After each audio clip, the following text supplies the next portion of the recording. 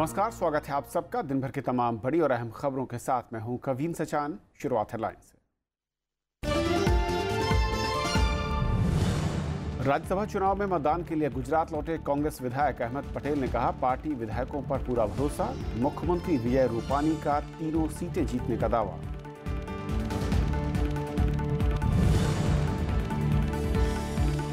अमरनाथ यात्रा पर हमले का गुनहगार लश्कर आतंकी ढेर, 2 की तलाश जारी। नौशेरा में पाकिस्तान ने तोड़ा संघर्ष विराम।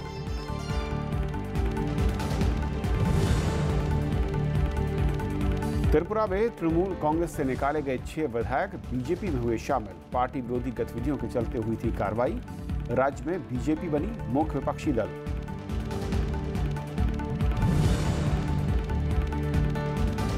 दहीहांडी में हिस्सा नहीं लेंगे 14 साल से छोटे गोविंदा।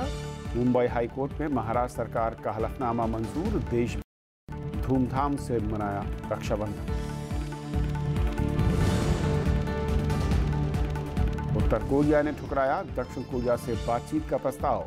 अमेरिका की परमाणु कार्यक्रम रोकने की चेतावनी। जर्मनी ने कहा, सैन्य कार्रवाई विकल्प नहीं।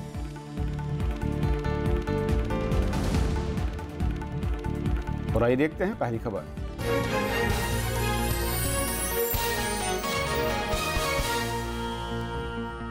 कोरियाई प्रायद्वीप में लगातार बढ़ रहे तनाव के बीच दक्षिण कोरिया और उत्तर कोरिया के विदेश मंत्रियों के बीच मनीला में मुलाकात हुई। इस मुलाकात के दौरान दक्षिण कोरिया में तनाव कम करने का प्रस्ताव दिया, जिसे उत्तर कोरिया ने ठुकरा दिया है। इस बीच जर्मनी ने कहा कि उत्तर कोरिया पर सैन्य हमला एक गैर जिम्मेदाराना कदम साबित होगा। मनीला में आसियान और अन्य देशों की क्षेत्रीय बैठक में उत्तर कोरिया और दक्षिण कोरिया के विदेश मंत्रियों ने संक्षिप्त मुलाकात की। बैठक में दोनों देशों के बीच तनाव कम करने के तरीकों पर बातचीत हुई। इस दौरान उत्तर कोरिया ने दक्षिण कोरिया पर अमेरिका के साथ मिलकर बेवजह का दबाव बनाने का आरोप लगाया। उत्तर कोरिया ने कहा कि मौजूदा हालात में दक्षिण कोरिया के प्रस्तावों में संजीदगी नहीं है। इस बीच चीन ने कहा है कि उत्तर कोरिया को समझदारी दिखानी चाहिए। 所以中方来讲，作为韩国和朝鲜的共同的邻国，我们当然希望南北能够改善关系。 इससे पहले संयुक्त राष्ट्र सुरक्षा परिषद ने उत्तर कोरिया पर नए प्रतिबंध लगाने के संकल्प को सर्वसम्मति से स्वीकार कर लिया। चीन समेत सभी 15 सदस्यों ने संकल्प के पक्ष में वोट दिया। अमेरिका ने कहा कि इन प्रतिबंधों के बाद उम्मीद है कि उत्तर कोरिया अपने परमाणु कार्यक्रम पर फिर से विचार करेगा। And I think the strong UN Security Council resolution unanimously approved, working in coordination with China and Russia both, to put out a statement from the Security Council that I think is quite clear in terms of there being no daylight among the international community as to the expectation that North Korea will take steps to achieve all of our objectives, which is a denuclearized Korean peninsula. इन प्रतिबंधों से उत्तर Korea की अर्थव्यवस्था को $1 अरब का नुकसान होने की आशंका है। अमेरिकी राष्ट्रपति डोनाल्ड ट्रंप ने इन प्रतिबंधों की सराहना की है।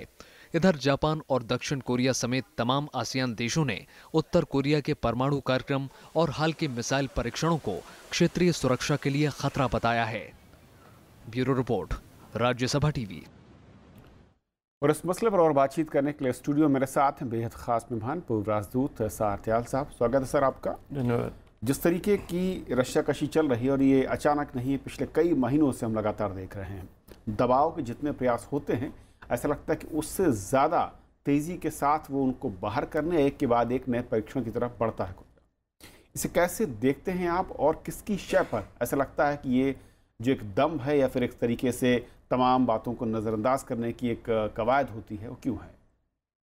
देखिए, 1980 से 85-84 से नॉर्थ कोरिया ने इस रास्ते पर चलना शुरू किया है कि उसको मिसाइल्स बनाने हैं और न्यूक्लियर वेपन बनाने हैं।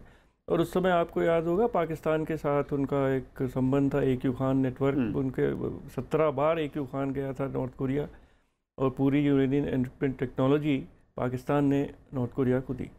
धीरे धीरे अब तक उन्होंने इतनी शक्ति अख्तियार कर ली है कि वो अपने नेबरहुड में मिसाइल दाग सकते हैं, गुआम तक दाग सकते हैं। इस समय जो नॉर्थ कोरिया का डिक्लेयर्ड पर कि वो ऐसी कैपेसिटी चाहते हैं कि अमेरिका के मेनलैंड पर वो न्यूक्लियर प्रहार कर सकें। और प्रेसिडेंट ट्रंप ने और उससे पहले प्रेसिडेंट ओबामा ने भी हमेशा बहुत क्लियरली ये कहा है कि वो कैपेसिटी वो नॉर्थ कोरिया को नहीं अख्तियार होने देंगे। तो इस समय जो सबसे बड़ा मुद्दा है वो ये है कि नॉर्थ कोरिया उसी रास्ते पर चल रहा है और अमेरिका समझ नहीं पा रहा है कि कैसे उस रास्ते पर आगे जाने से रोके। तो कल जो सिक्योरिटी काउंसिल में जो उनके ऊपर और प्रतिबंध लगे हैं, कम से कम रशिया और चाइना एक बार फिर अमेरिका के साथ खड़े हैं कि नॉर्थ कोरिया को इस रास्ते पर और आगे चलने से रोका जाए।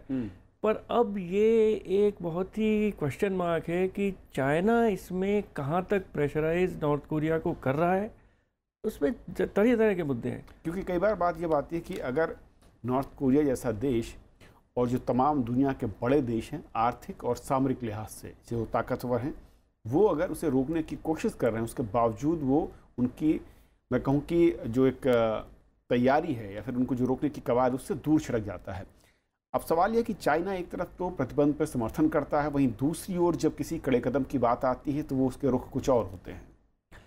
देखिए, नॉर्थ कोरिया के ऊपर और किसी देश की कोई लिवरेज नहीं है, क्योंकि उसके बहुत देशों से इकोनॉमिक संबंध भी नहीं है, आर्थिक संबंध भी नहीं है, एक्सपोर्ट इंपोर्ट के संबंध भी नहीं है। 90% से ज़्यादा एक्सपोर्ट इंपोर्ट चाइना के साथ है और किसी देश पर उस पर वो निर्भर नहीं है। पूरा पेट्रोल ऑयल चाइना से आता है और जब उनको खाने की शॉर्टेज होती है, फूड की शॉर्टेज होती है, तो राइस वगैरह भी चाइना से आता है। तो केवल चाइना ही इस स्थिति में है कि एक ऐसा दबाव नॉर्थ कोरिया पर डाल सके जिससे कि नॉर्थ कोरिया इस रास्ते पर और आगे बढ़ने से रुके।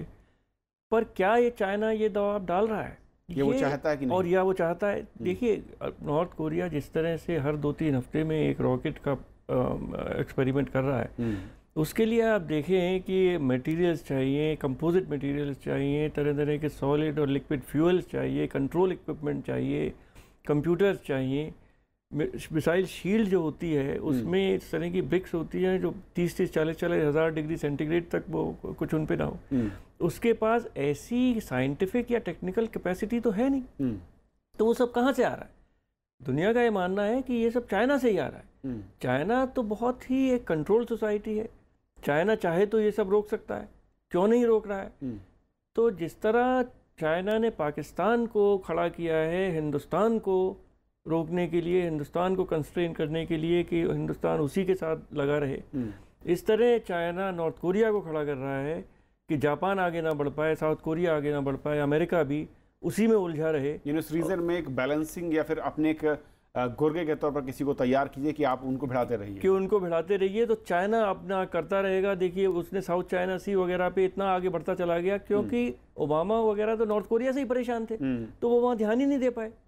तो डिस्ट्रैक्शन है, ये एक नीति है चाइना की कि वो जो अपनी एक्सपेंशनिस्ट उसकी जो पॉलिसीज़ हैं जो हर जगह दिख रही हैं, चाहे साउथ चाइना सी हो, चाहे डोकलाम हो, चाहे जापान के साथ हो, उधर से अमेरिका का और विश्व का ध्यान हट जाता है, नॉर्थ कोरिया के ऊपर चला जाता है और चाइना अपनी मनमानी, अपना जो पूरा एक वो प्रभाव और अपना एक्सपेंशनिज्म उसने जो अपने पूरे नेबरहुड में किया हुआ है वो चलता रहता है। अब सवाल ऐसे में है सर कि अमेरिका जिस तरीके का देश और जिस तरीके की सामरिक ताकत है, उसके बावजूद उसके हाथ बंधे हुए लगते हैं और उसके पास भी शायद विकल्प आप बेहतर समझा पाएंगे कि चाइना के साथ या चाइना के थ्रू दबाव डलवा कर, लेकिन वो भी कॉम्बिनेशन बहुत इफेक्टिव नहीं दिख रहा है क्योंकि जिस तरीके के रिलेशंस हैं, जैसा जर्मनी ने कहा और साउथ कोरिया, अगर अमेरिका कोई भी मिलिट्री वाला का कोई अटैक करता है तो सबसे ज़्यादा जो नुकसान होगा नॉर्थ कोरिया का तो होगा, पर साउथ कोरिया का सबसे ज़्यादा नुकसान होगा, क्योंकि नॉर्थ कोरिया की जो आर्टिलरी है, जो तोपें हैं, वो सोल को बिल्कुल ध्वस्त कर सकती हैं। तो अमेरिका कुछ ऐसा करने की स्थिति में नहीं है कि वॉर टाइप सिचुएशन हो, क्योंकि उनका एलाई है जो साउथ कोरिया, उसको बहुत ही अधिक नुकसान होगा। तो अमेरिका केवल और देशों के साथ ही प्रेशराइज कर सकता है और उसमें सबसे बड़ा रोल चाइना का होगा, जो प्रेसिडेंट ट्रंप समझ गए हैं कि चाइना ही है की, और चाइना के ऊपर वो दबाव डाल रहे हैं और चाइना के ऊपर प्रेसिडेंट ट्रंप को और दबाव डालना चाहिए और ट्रेड के साथ लिंक करना चाहिए और तब ये समस्या सॉल्व हो सकती है। तो क्या जो अभी हाल में सैंक्शन हुए लगे हैं उसके बाद चीन का जो स्टैंड है, क्या इसे एक पॉजिटिव उसके तौर पर देखते हैं या फिर चीन का स्टैंड असल में हर डेट, लोकेशन और परिस्थितियों के हिसाब से बदलती रही है, बदलेगी। चीन का बिल्कुल परिस्थितियों के हिसाब से उसका स्टैंड बदलता रहता है, क्योंकि इस समय प्रेसिडेंट ट्रंप इतना गुस्सा अपना दिखा रहे थे कि चीन को लगा होगा कि कहीं वो कुछ कर ना बैठे। उन्होंने एक सेनेटर लिंडसे ग्रैहम है, उनको ये कहा कि चाहे हो जाए लड़ाई तो कम से कम जो लाखों लोग मरेंगे वो वहाँ मरेंगे, अमेरिका में नहीं मरेंगे। ये एक बहुत ही एक चौंकाने वाला स्टेटमेंट जो लिंडसे ग्रैहम ने कहा कि प्रेसिडेंट ट्रंप ने उनसे कहा, और वाइट हाउस ने उसको डिनाई नहीं किया है। तो इससे चाइना अवश्य घबराया होगा कि शायद प्रेसिडेंट ट्रंप एक स्थिति पे आ रहे हैं कि मैं कुछ कर बैठ देता हूँ, इसलिए उन्होंने सिक्योरिटी काउंसिल में इसको वीटो नहीं किया।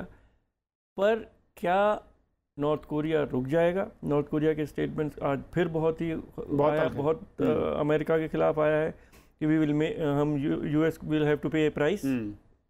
और पर चाइनीज़ फॉरेन मिनिस्टर ने बड़ा clearly, north Korean foreign minister, वो बाई चांस मनीला में थे मीटिंग में, तो फॉरेन मिनिस्टर नॉर्थ कोरिया के मिस्टर री को कहा कि भाई आप ये सब मत करिए, नहीं तो बहुत मुश्किल हो जाएगा। अब ये चाइना कितना प्रेशराइज कर सकता है और दबाव नॉर्थ कोरिया पे डाल सकता है, उसी से आगे की स्थिति साफ होगी। नॉर्थ कोरिया किसी भी वक्त बातचीत का जो एक ऑफर है जो लगातार सामने है उस पर बढ़ता नहीं दिखता, ऐसा क्यों? चाइना की यही कोशिश है और सब देशों की भी ये कोशिश है कि किसी तरह वो एक बातचीत की स्थिति में आए, पर नॉर्थ कोरिया ये चाहता है कि वो बातचीत तब शुरू करे जबकि वो अमेरिका के साथ एक बैलेंस वाली स्थिति में आ जाए कि उसके पास भी ऐसी कैपेसिटी हो कि वो अमेरिका के मेन लैंड पे अटैक कर सकता है। तो वो अमेरिका और किसी देश के साथ तो वो कोई बात करना नहीं चाहता, वो केवल अमेरिका के साथ बात करना चाहता है और एक इक्वलिटी की लेवल पे बात करना चाहता है कि अगर आप हमें ख़त्म कर सकते हैं तो हम भी आपको कम से कम 2-3 शहरों को ख़त्म कर सकते हैं। तो वो जब ये कैपेसिटी एक्वायर कर लेगा तभी वो नेगोशिएटिंग टेबल पर आएगा। बहुत बहुत शुक्रिया सर इस पूरे मसले पर हमारे साथ जुड़ने के लिए आपका। धन्यवाद। और ये थी पहली खबर, छोटा सा ब्रेक और ब्रेक के उस पार दिन भर की दूसरी बड़ी खबर।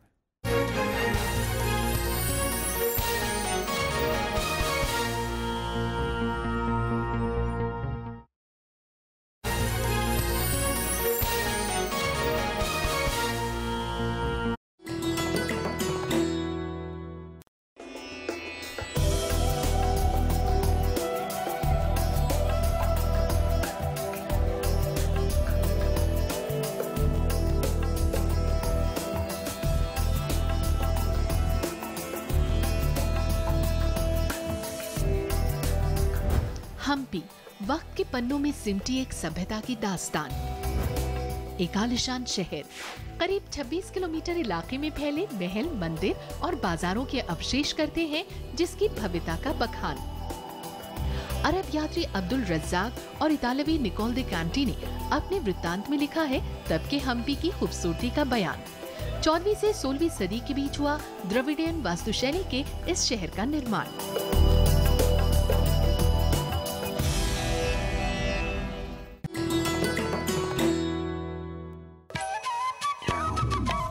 आदिवासी आबादी, आदिवासी समाज, राज्यसभा टेलीविजन उठाएगा उनके मुद्दे, बनेगा उनकी आवाज। मैं भी भारत कार्यक्रम में हम देश की जनजातियों के बारे में जानने समझने की कोशिश कर रहे हैं। एक बाहर जाए, एक घर पर बसा बसीन पड़ावा, तो एक बाहर जाए क्या कमाई। मक्का और ज्वार काटने के बाद में मजदूरी के अलावा दूसरा कोई उपचार नहीं है। ये काम तो करवा देते लेकिन पिछले 5 साल के आज तक मजदूरों को पैसा नहीं मिला। भारत के टेलीविजन इतिहास में पहली बार भारत के आदिवासियों पर विशेष श्रृंखला मैं भी Bharat.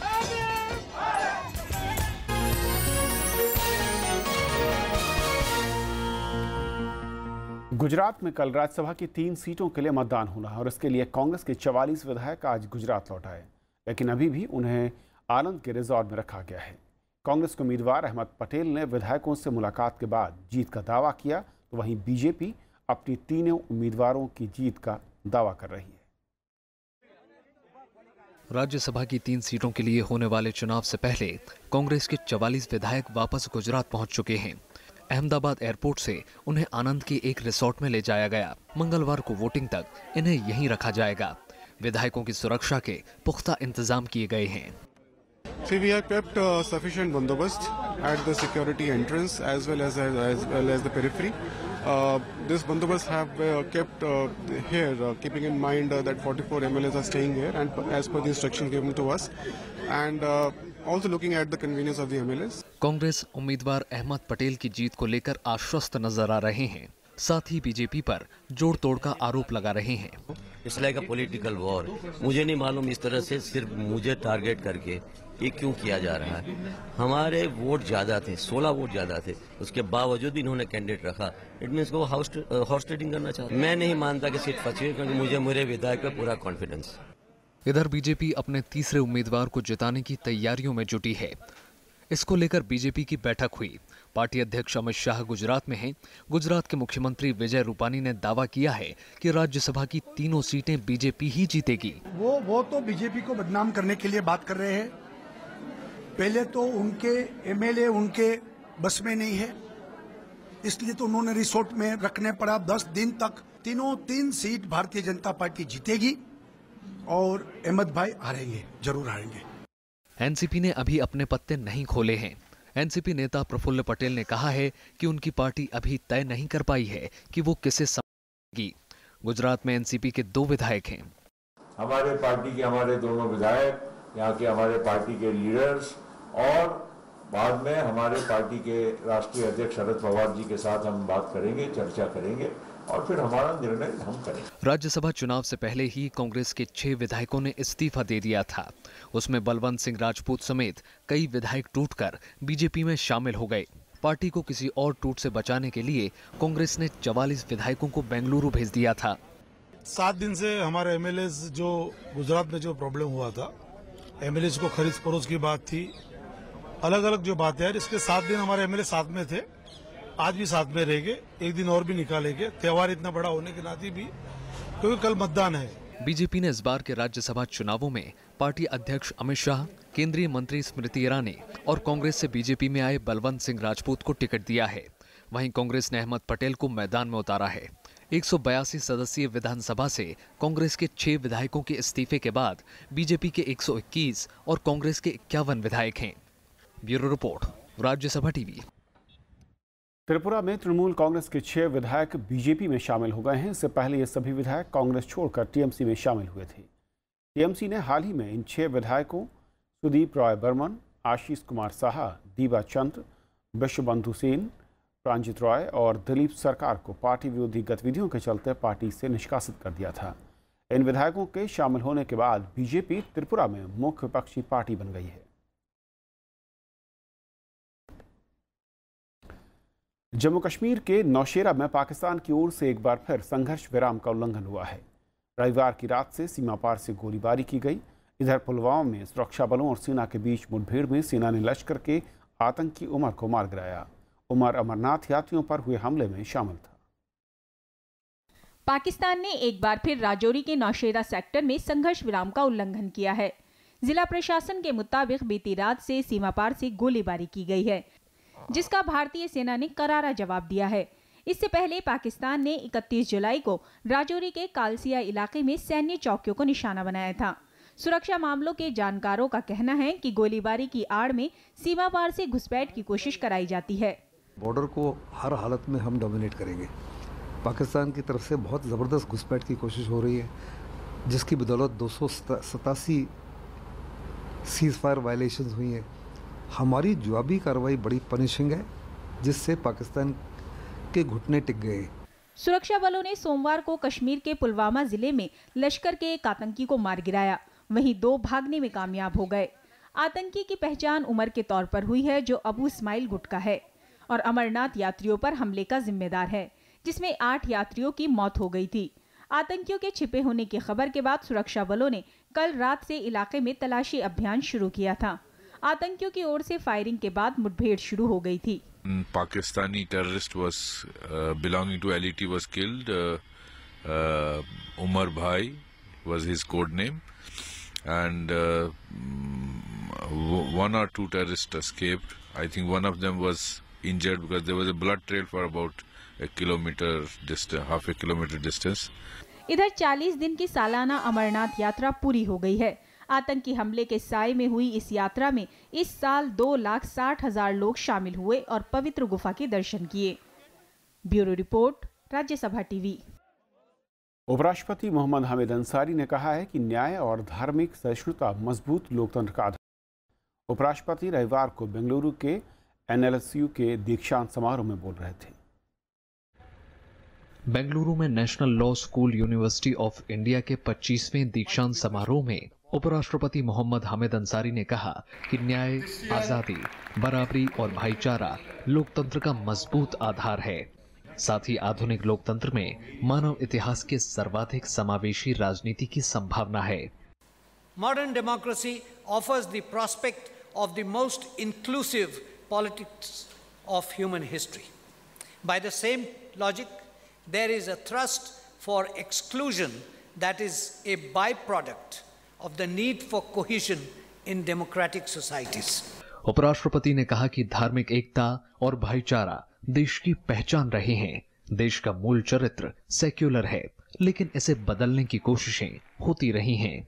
The relationship between identity and inequality lies at the heart of secularism and democracy in India.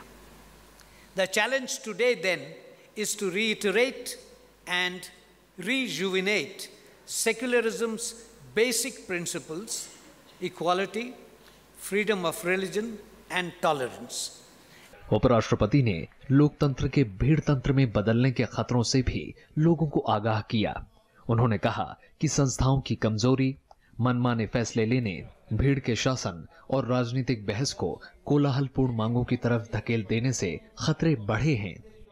How then, friends, do we go about creating conditions and space for a more comprehensive realization of the twin objectives of pluralism and secularism, and in weaving it into the fabric of a comprehensive actualization of the democratic objectives set forth in the Constitution? उपराष्ट्रपति ने सराहनीय प्रदर्शन करने वाले छात्रों को सम्मानित भी किया। कार्यक्रम में कर्नाटक के राज्यपाल वजुभाई वाला, मुख्य न्यायाधीश JS खेयर और NLSUI के VC professor R Venkat Rao भी मौजूद थे। बेंगलुरु से संजय कुमार, राज्यसभा टीवी। नवनिर्वाचित उपराष्ट्रपति M वेंकैया नायडू ने आतंकवाद को मानवता के लिए बड़ा खतरा बताया। तिरुमाला पहुंचे वेंकैया नायडू ने इसके खिलाफ साझा अभियान पर जोर दिया है। नवनिर्वाचित उपराष्ट्रपति M वेंकैया नायडू ने आतंकवाद को बड़ी चुनौती बताया है। भगवान वेंकटेश्वर के दर्शन को तिरुमाला पहुंचे M वेंकैया नायडू ने कहा कि आतंकवाद का किसी धर्म से लेना देना नहीं होता है। आतंकवाद मानवाड़ी का दुश्मन है, तो पूरा दुनिया मिलकर आतंकवाद के खिलाफ आवाज उठाना चाहिए और लड़ना चाहिए। कारण क्या है, ये आतंकवाद को कोई मजहब नहीं है। The terror has no religion. It's the enemy of the humanity. We should all not only pray God but also conduct ourselves in such a peaceful manner so that there is harmonious living of all people together and then move towards prosperity. नवनिर्वाचित उपराष्ट्रपति ने यहाँ भगवान वेंकटेश्वर के दर्शन किए और पूजा अर्चना की।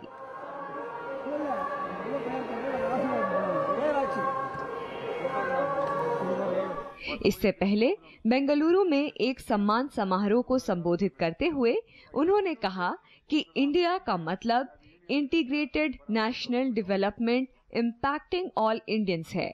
ये इंडिया के लिए मिशन है। वेंकैया नायडू ने कहा कि उनके मन में कर्नाटक के लिए काफी सम्मान है, क्योंकि राज्य ने उन्हें राज्यसभा सदस्य के तौर पर 3 कार्यकालों में देश की सेवा करने का मौका दिया। 3 times continuously for 18 years, selecting me to parliament is not an ordinary thing. So I always remember the love and affection shown towards me by the people of Karnataka, by the members of the Legislative Assembly of Karnataka and the political leadership of Karnataka for the honor they have bestowed on me. नवनिर्वाचित उपराष्ट्रपति का अपने पैतृक गांव में कुछ स्थानीय कार्यक्रमों में शामिल होने का कार्यक्रम है। Bureau report, Rajya Sabha TV.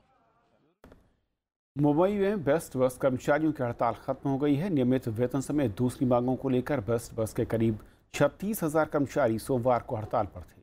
इसके चलते लाखों लोगों को परेशानी से जूझना पड़ा। रविवार को महापौर विश्वनाथ महादेश्वर के साथ हुई बेस्ट कर्मचारी यूनियन की बैठक बेनतीजा रही थी, जिसके बाद से कर्मचारी अनिश्चितकालीन हड़ताल पर थे। बेस्ट करीब 483 रास्तों पर 3700 बसों का संचालन करता है, जिसमें हर रोज 30 लाख से ज्यादा मुसाफिर यात्रा करते हैं। मुंबई हाईकोर्ट ने महाराष्ट्र सरकार के दायर जवाब को मंजूर कर लिया है, जिसमें अब 14 साल से कम उम्र के बच्चे दही हांडी उत्सव में हिस्सा नहीं लेंगे। कोर्ट ने उत्सव के दौरान बनने वाली मानव पिरामिड की ऊंचाई की सीमा तय करने से इनकार कर दिया।